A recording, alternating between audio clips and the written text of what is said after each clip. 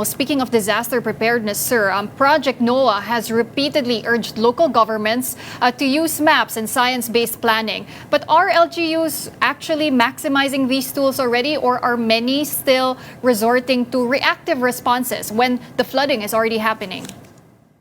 I know that there are a lot of local government units who have been preparing, have been planning, trying to make use of climate and disaster risk assessment for the local government units.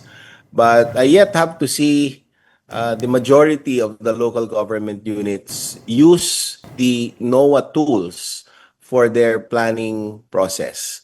Most of the LGUs are using deterministic maps. Those are the worst case scenario maps. But what we really need to prepare for are the bigger events than what we have experienced, so that we can anticipate and we don't get surprised of those type of weather disturbances that are bigger than the historical record. That's what happens when we are unable to anticipate or not prepared for those bigger events. That's when disasters happen. So I yet have to see that. Hopefully, more local government units know these tools.